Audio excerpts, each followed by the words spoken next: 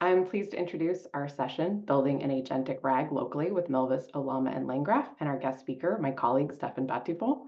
Stefan is a developer advocate at Zilliz. He previously worked as a machine learning engineer at Volt, where he created and worked on the ML platform, and previously as a data scientist at Brevo. Stefan studied computer science and artificial intelligence. He is a founding member of the ML Ops Community Berlin group, where he organizes meetups and hackathons. He enjoys boxing and surfing. Welcome, Stefan. Thank you very much for the intro. Thank you everyone for joining.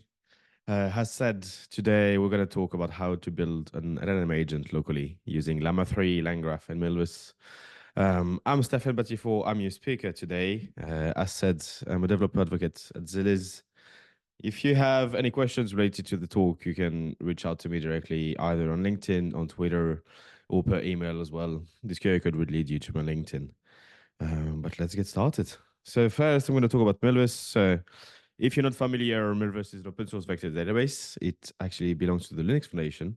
And the good part is that we have everything going from Milvus Lite, which is allows you to do a pip install directly on your notebook, to then also scaling up to like billion plus vectors. We also integrate with like different partners, and we have a lot of different features like dense and sparse embeddings, filtering, re-ranking, and beyond. Feel free to check out us on GitHub directly. Stars are also very helpful. So yes. We also integrate with the different AI toolkits. So you can think of like Langchain, Llama Index, Haystack, LangFuse, GenAI, Voyage AI, and different things. Today, I'm actually going to use Langchain and LangGraph in particular.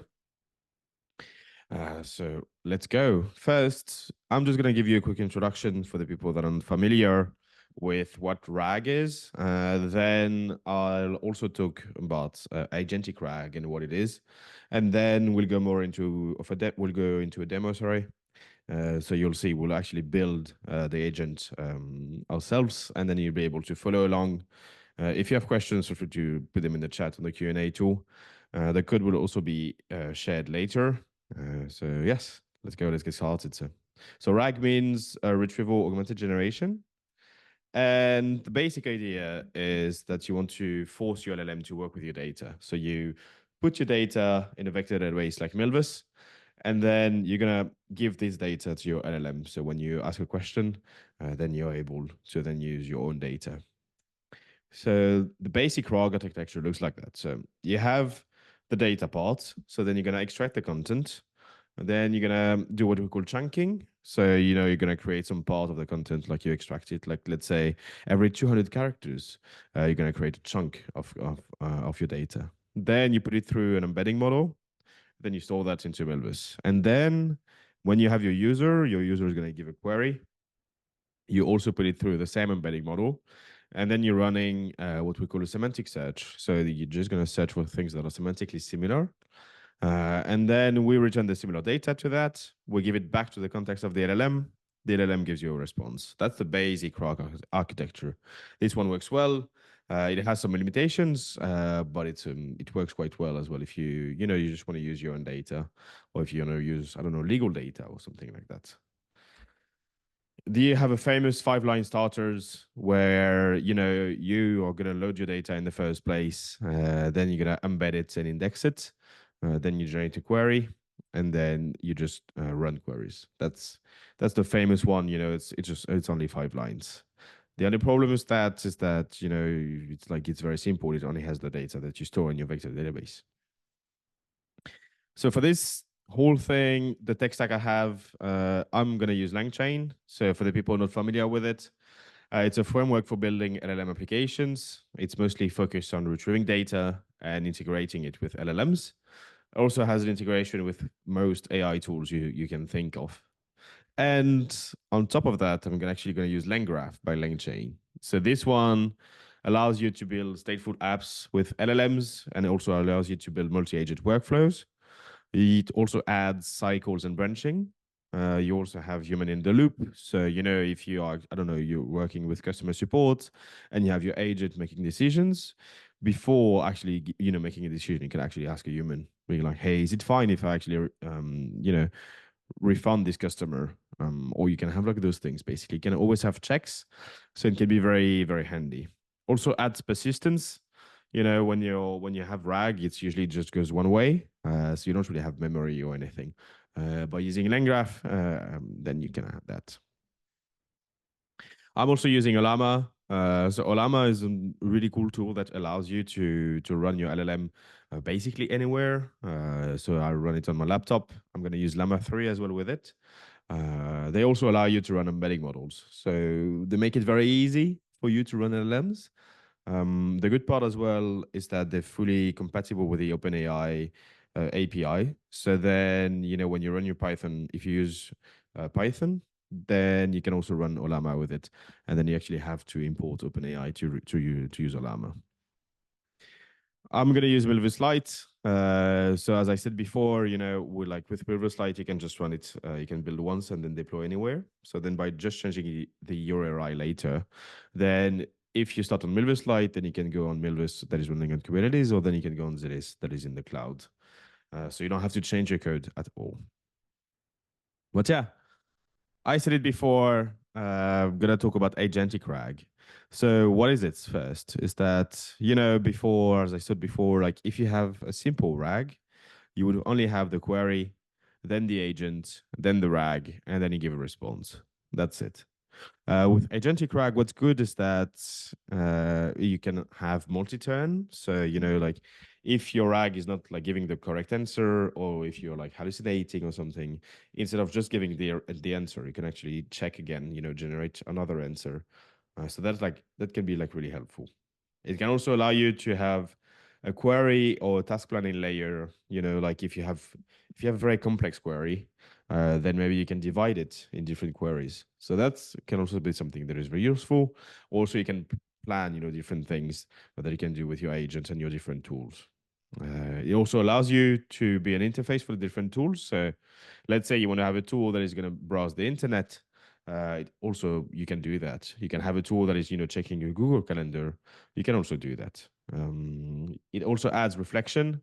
So it's making sure that your agent, is like checking, oh, actually, what am I saying? Is it correct or not? Am I actually answering the question of the user? And as well, it adds memory for personalization. So it's not only going one way, you can actually, store things in memory, and then you give it back to your LLM. So the general idea is that for like in this example, sorry, you're gonna have routing. So it's what is called adaptive RAG. So it's gonna route questions to like different retrieval approaches, and we'll see that later. But basically, my agent will decide, oh, am I gonna check in Milvus if the data is there, and if the data is not there, then it's gonna perform a web search for me. We also have fallback, so corrective RAG. So it falls back to web search if the docs are not relevant to your query. And then we're going to have self-correction as well, so self-RAG. So it's going to try to fix answers with hallucinations or answers that don't address the question. And then, like if you don't address a question, then it's going to generate another answer, or then it's going to browse the internet as well, maybe. So those, like the agent is going to make those decisions on its own. I don't have to say anything to the agent, except doing some prompting. So you'll see my prompts are going to be quite long, actually. But that's a way of like having an agent and having it doing some magic, basically. So yeah, we're gonna have like RAG in action, and I'm gonna use Milvus Lite. Sorry. So we're gonna go in a demo directly now. So I have my notebook. So I think everyone should be able to see. So I'm installing Milvus Lite. So it's pip install PyMilvus, and then also installing all the different dependencies. So as I said, sorry, as I said, I'm using Langchain, and then like Langchain Helm, and also I'm using Tavilai, which is a web search for LLMs. So those ones is something that we can use, and then I'm not going to install everything because otherwise it's going to take a bit of time. But yes, so it looks like that. So basically, I have my LangGraph RAG, and I'm using Llama 3, and then I have Milvus as well as the vector database. And the idea is that I said before, so we have routing, which is here, look, so I have my question for my user, and then I give like there's a routing part here, and then it's gonna check, is it actually related to my index, or is it not related to my index? If it's not related, then we're gonna do a web search, And if it's related, then we're going to first retrieve the documents, and then we're going to grade the documents. So then, like it's actually checking if the documents are relevant or not. And if they are relevant, then we're happy, we generate an answer. And if then we check for hallucinations. If we have an hallucination, then we're going to generate another answer. And if we don't have an hallucination, then we check if we actually answers the question. So if we answer the question, if we think we answer the question, then we give the answer back to the LLM. And if we don't, then we're going to do a web search. And basically, you're always going to fall back to doing a web search if something is going wrong. So yeah, so basically we are adding reflection, so self-correction. We're going to add planning. So you'll see we're going to have a graph that is going to be built that is really going to help us to plan different actions. And then, we're also adding tool use. So having some specific nodes in the control flow. So like web search, and then the agent will use those tools. So I already have downloaded the model, but if you don't, with Ollama, you just pull the model, and then you can then use it. So I'm just gonna import my files because I'm gonna use Tavelai, and Tavelai is not open source; it's not running on my machine. So I just need to use the API key. I'm defining the LLM I'm gonna use, so it's just Llama 3, and then to here. This is why I'm starting to use Langchain. So I am gonna browse the internet as well. So I'm just gonna show you the different articles that I'm gonna use. So there's this one, which is about LLM powered agents. So you can have a look. We're not going to read it, but he's just telling you different things about agents. So like system overview. So as we said before, like planning, memory, tool use, and different things like that. So you can see, just keep in mind, this is about agents. I have another one, which is about prompt engineering. So, it's the same kind of thing. It's still related to LLM, it's still related to agents, and everything. So those, and then I have a third one actually, which is about adversarial attacks on LLM, sorry. So again, it's still related to LLMs. You get the idea, So I have my URLs, and then I'm just saying, please, for those ones, let's load them, and then we're gonna get all the documents, and then I'm gonna split them, and I'm creating chunks. Just for this demo, I'm just gonna go for chunk size of 250. There's no golden rule about that, It's not like, oh, you have to use 250. It's just I found that it works quite well for this case, but it mostly depends on your use case. If you work with legal data, for example, you might want to have longer chunks. You can also use semantic chunking, which is going to create some chunks depending on the similarity of the document. So yeah, you can do that. Then I'm just going to split everything, and I'm going to store everything in Milvus. So this is where I define, okay, with my documents that I have with my new splits, then I'm going to create a collection name, which is RAG Milvus. And I'm just going to use Hugging Face embeddings, the default ones.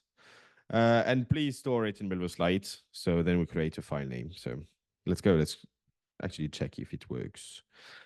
So this is just a warning. So it's fine. But like what is doing that at the moment is like going on the articles that I've shown you before. And then it's getting them, and then it's creating chunks, and then it's inserting everything into Milvus. So yes, so this one worked. So we're happy. And then now it's where I'm actually going to create the agents and the different parts of the agents. So this one is the retrieval grader. So I'm using Ollama, as I said. And this one is where, I write all the prompts. So that's when you kind of become what we call prompt engineer. So you are a grader assessing relevance of a retrieved documents to a user question.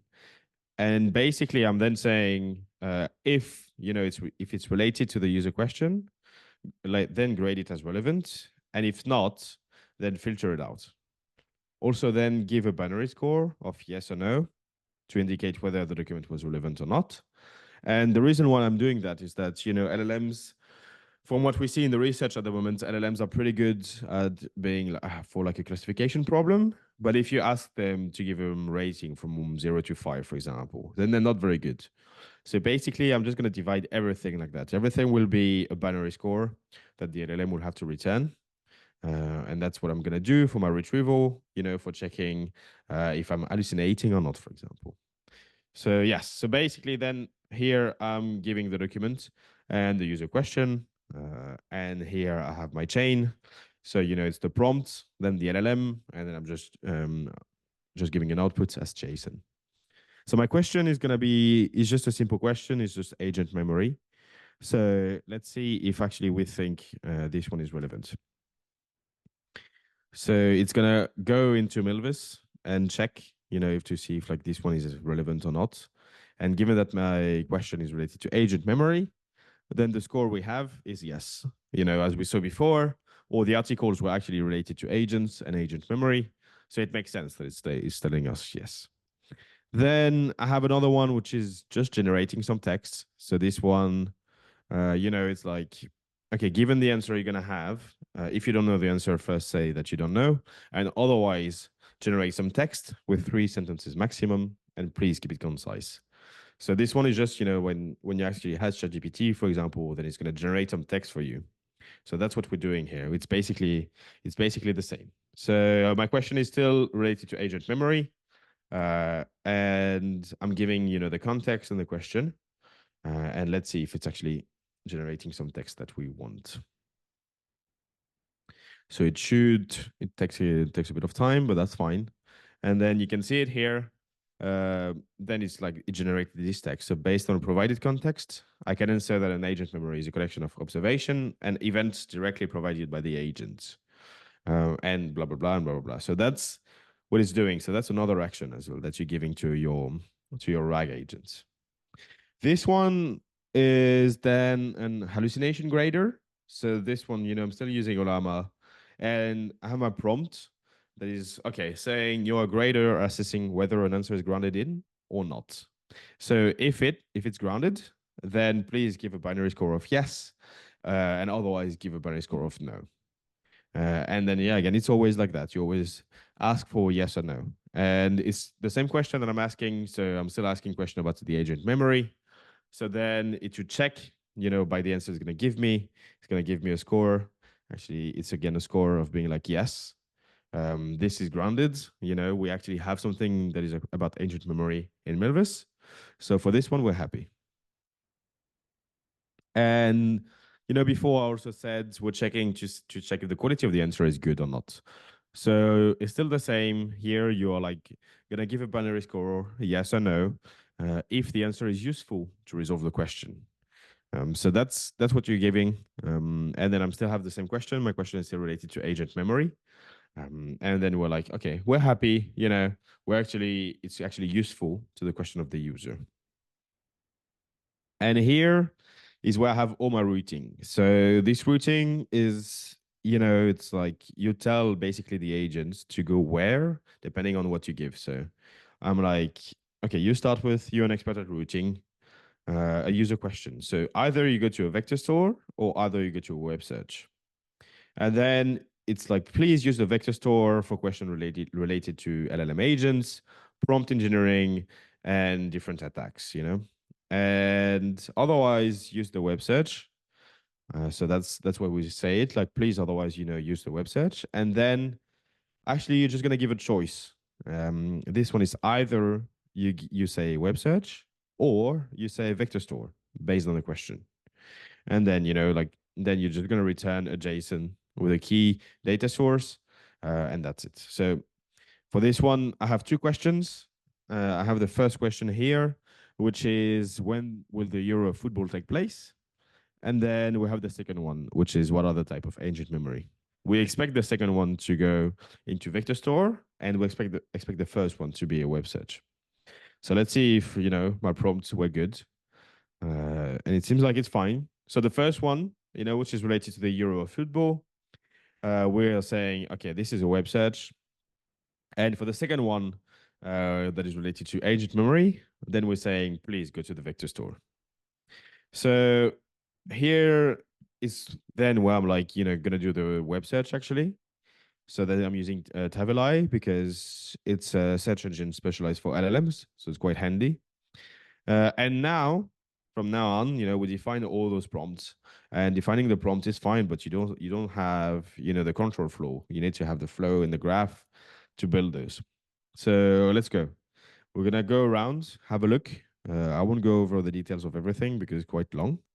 But here we define a graph state, which is just representing the state of our graph. So, you're going to have the question, the LLM generation, whether or not to add a web search, and then the list of documents. Then I'm adding all the nodes that are needed for reflection. So, we're going to add the retrieve function. So this one is going to retrieve everything from a vector store. And then you're gonna print everything, and then it's gonna invoke the question, so then you can actually have a vector search. Sorry. Then you have another one which is generating. So this one is we've seen before. You're gonna generate an answer using RAG based on the documents that you retrieved. So this one is really helpful. If your user is asking a question, and then you have the data, but then you just want it to be like a nicer answer, basically. You have another function which is grading the documents. So, it's basically checking, as I said before, if the documents are relevant to the question or not. So you check, this one is quite a long one, but yes, you're going to check the different states. You're getting the question and the documents. And then you're going to really grade, okay, are we relevant? Then we find. If the document is not relevant, then we print it, and then we're going to do a web search. That's how we define it, basically. So it's only okay, the LLM is actually grading itself. And then, if we're not happy, then we define that we're going to do a web search, and then we continue. Then I define my web search function. So, it's again, it's really based on the question of the user. So you have it here. I have the web search tool. So then I'm just going to invoke it with a query that is actually the user's question. I'm going to return everything, I'm joining everything so it looks nice. And yeah, then I'm returning the web results. And here is that's where you have what is called conditional edge. So this is, based on conditions, maybe you can escape your graph. So this one is routing a question. So this one is routing a question to either do a web search or RAG, So that's what we saw before. So it's if the data source is web search, then we're returning web search, and then we'll perform a web search, or the agent will do that. Then if the data source is vector store, then we return vector store, and then the agent will search everything in Milvus. And yes, so here as well, you define a state, for your agent to determine whether or not to generate an answer. So either you generate an answer, or then you add a web search. And so, yeah, then you assess, the graded documents. If, you did a web search, then you're okay, you're just checking for relevance. Then we're going to regenerate a new query. So because, we can see that all the documents are not relevant, even with a web search. So yeah, and otherwise we have relevant documents, so we can generate an answer. Here, that's where, you determines whether the generation is grounded in the document and answers the question. And then, it's returning the decision for the next node. So is it going to be oh, are we happy? Or are we going to make another web search? Or are we going to generate a new answer? That's where you define those things. So yes, you're basically checking for hallucination in the first place. You're checking if the generation is grounded in the documents. You're then checking if you're actually answering the question, and then yeah, you check if the answer was useful or not useful. And then if the answer is not grounded, we say it's not supported. And then based on that, we can do then a web search, or then you can make another research. Then here we just add all the different nodes that we defined before. So yes, we add the web search node, the retrieve node, grade documents, and the generate one. So I'm just going to execute everything. That should be very quick. Let me check if it was. Yes. So that was executed. So that now we define the graph. So we have the graph running, and now we're going to build it. So basically, I'm setting an entry point, and I'm going to route the question. And either the question will go to a web search, or then it will go to a vector store. If you were to have, I don't know, something else you wanted to add, then of course you have to create the function as I did before. But then here you would also have to set a different entry point. If you I don't know, you have Milvus, but then you have like another database, for like different data, then you could also check there. Then yes, I'm gonna add an edge, which is to grade the documents once you retrieve it. And then I'm gonna grade it, and then I'm deciding to generate or not. And then it's either I do a web search or then I generate the text. And then here is like you're gonna grade the generation, and you're gonna checking if you're actually answering it. And then if you're returning not supported, then the next one is gonna generate. If you're gonna think it's not useful, then you do a web search. And if you think it's something useful, that's where you end. That's the end of your graph, basically. And that's when then you're gonna like return an answer to your user. So let's build the graph. Now it's built. And we're gonna actually start asking questions to our agent now. So I compile the graph here. We can just the workflow.compile, and that's it. And then we're gonna ask the question. So like the first one is still related to my agent memories. So the question is, what are the types of agent memory?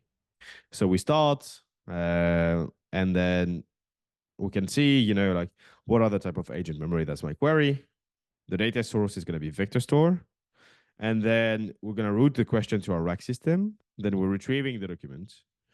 Then we're done with the retrieving part. So then we're going to check, are our documents relevant to the question or not? Are our documents, like then here we're grading all the documents. So we're really checking if they're good or not. Then we assess. Okay, so we graded all the documents. Are we happy with that? And if yes, then we generate an answer. So then here, apparently, the LLM was happy, so then decided to generate an answer. And then, you start generating, and then you're going to check for hallucinations. Then, the decision was like, okay, actually, the generation is grounded. So we're happy with the generation. And then you're also checking if you're actually answering the question, and it seems like the generation was addressing the question. So then here we're done. That's it. And now we're going to generate actually the text. And the text we have is this one. So, based on the provided context, there are three types of agent memory. You have the first one, which is retrieval model. Then you have a reflection mechanism. And it seems like it's missing one. But that's fine. That's how LLMs work. But yeah, anyway, you can see like it kind of gave me an answer, which is related to agent memory. So then we're happy here. We did a vector search, everything works. If I want to show you how it looks like, the graph, it's the one I've shown you at the beginning. But it looks like that. So you have the start, then you go to your vector store, retrieve your documents, you grade your documents. If you're not happy, you do a web search. If you're happy, you generate. And if you think it's useful, then you stop. And otherwise, you always default to a web search, or then you can loop. You can loop as well for the generation part. You're going to generate again to see if it's actually something that was good. Then there's a big conference happening next week, actually in Europe. So then, I can ask my agents, when is the We Are Developers conference expected to happen next in Europe? So then here, it's noticed that it's not related to LLM agents or anything. So then the routing part was like, oh, actually, let's do a web search here. So then, we're routing the question to a web search. The web search is over.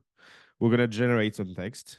We're again checking for hallucination, which checking if the answer is grounded, in our documents, if it actually answers the question. And then it seems like, we're addressing the question, so we're happy.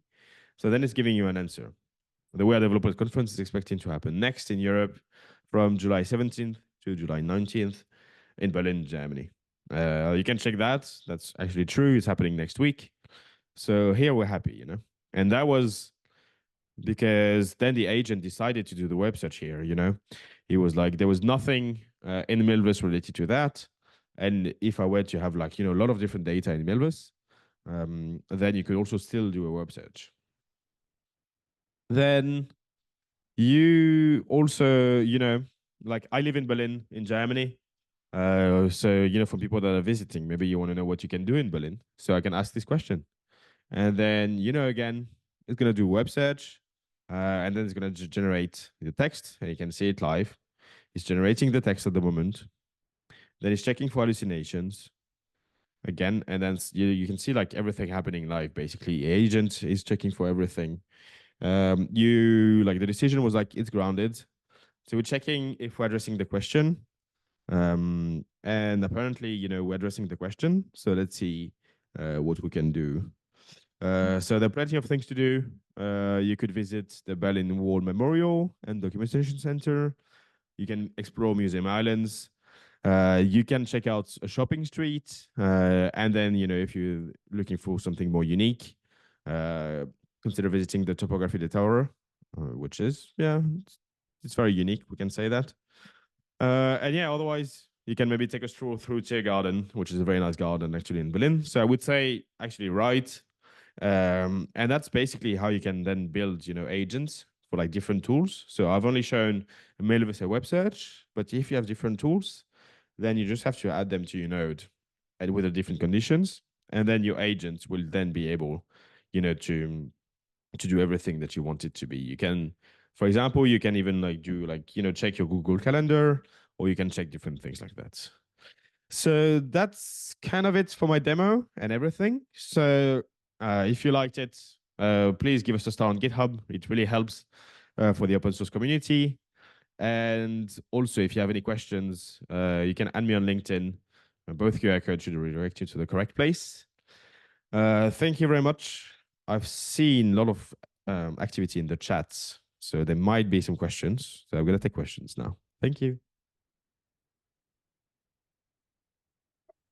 We have a question in the chat of why didn't you use pipe function? We didn't choose what, sorry? The pipe function? From Langchain. Just because I don't like it or find it's like I just don't like it personally. So then that's why. If it's the one from Langchain. Here's another one. Could function calling fit in this use case, or would it only be if the tool is an API where you need more arguments, for example, an internal API versus web search, which is using freeform text? No, then usually the agent will figure out the API parameters. So that's like the good part, basically. So if you were to call Google Calendar, then it's an API call, and then it will figure out, like, it will infer the different parameters that it needs. Is this an example of a multi-agent system? For example, each component is an agent, or is the whole graph considered an agent? This one is considered an agent. Like, I have another demo that I'm building that is then going to be like multi-agents that can also work at the same time. Sorry. So that's what's planning in the future. How would asking a follow-up question work in the graph? For example, if you want to follow up on the third kind of memory that was left out. Who would you asking for the question? Yeah. So then the third kind of memory that was left out. Then, like, in your graph, you would then define another action, which is like, then you can maybe make it stop. Like, it depends on how you want to ask the follow-up question. If it's something you want to be automatic, or if it's something that you want to be manual, where you'll be like, oh, actually, I myself want to ask a follow-up question. Otherwise, it's always, you can add a condition, which would be like, if you don't know, and you already did a web search, and you try to generate an answer, and you're still not happy, then take a break, ask the user for a follow-up question. That would be how I would do it. Sorry.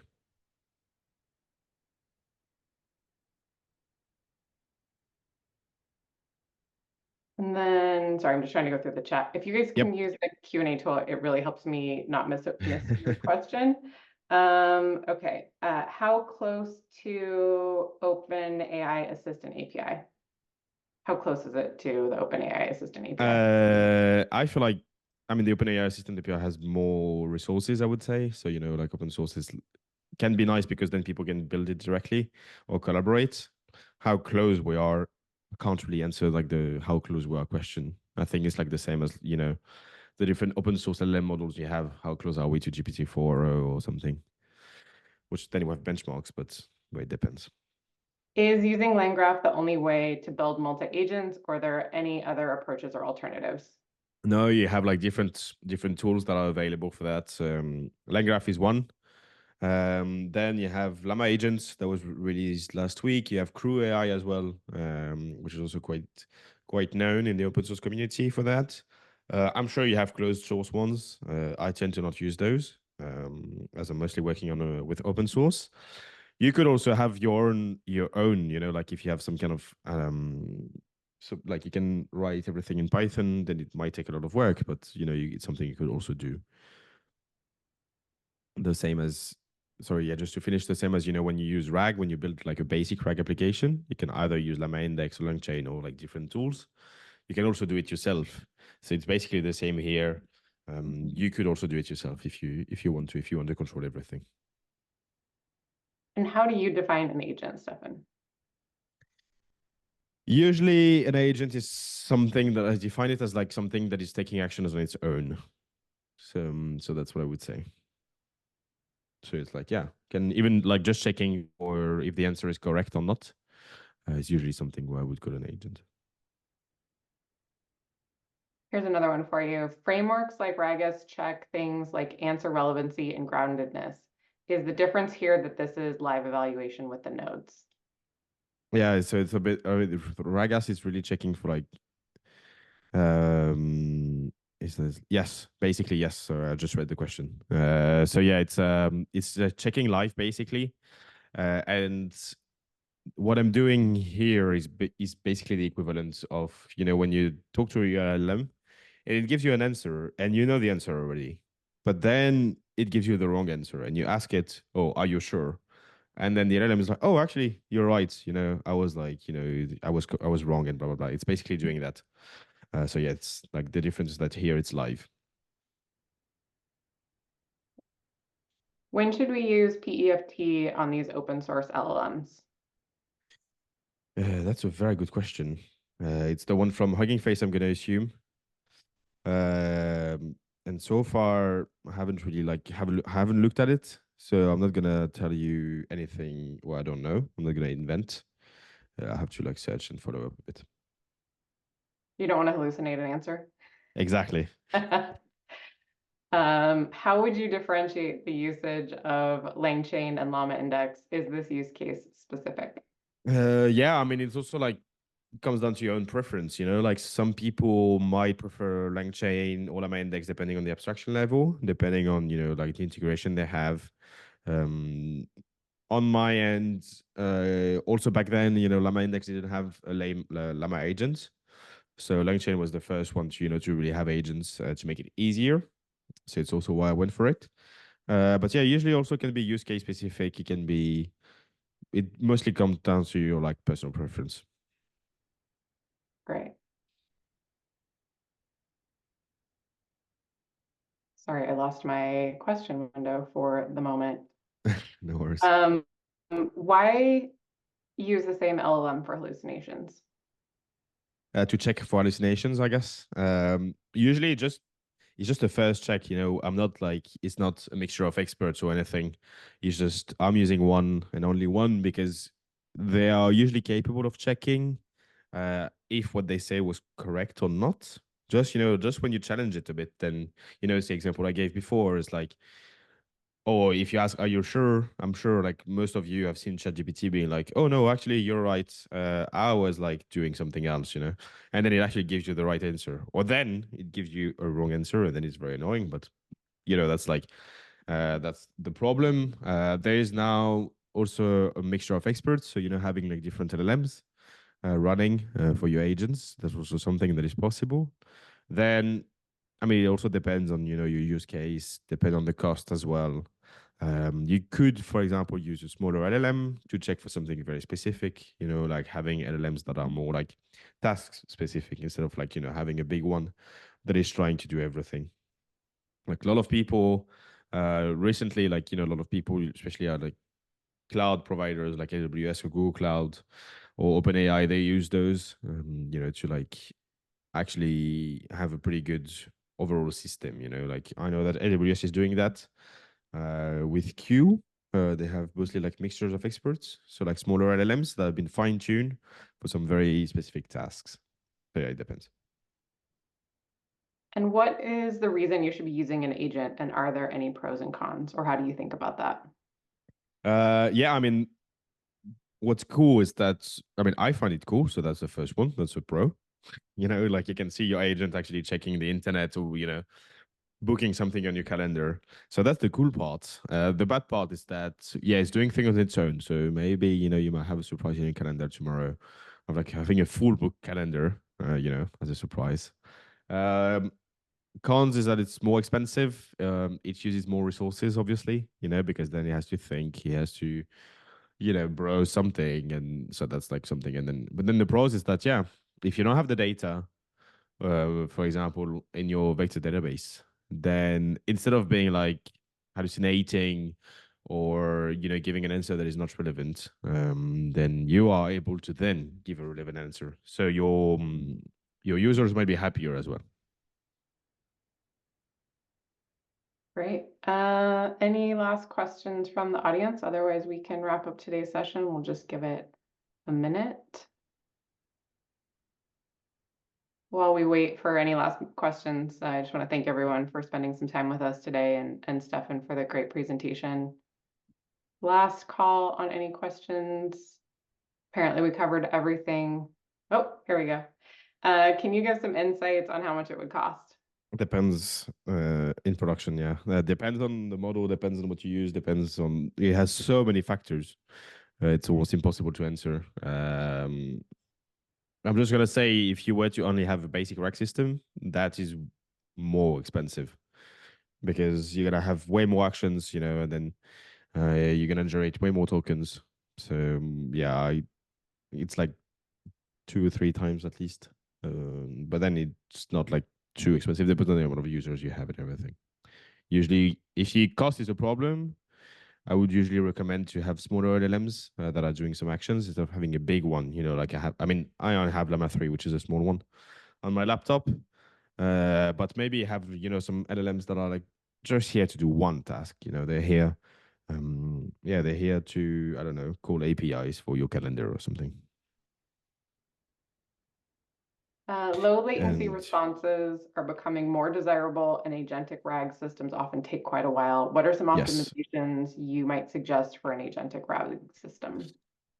the first one I suggest is not related to LLMs.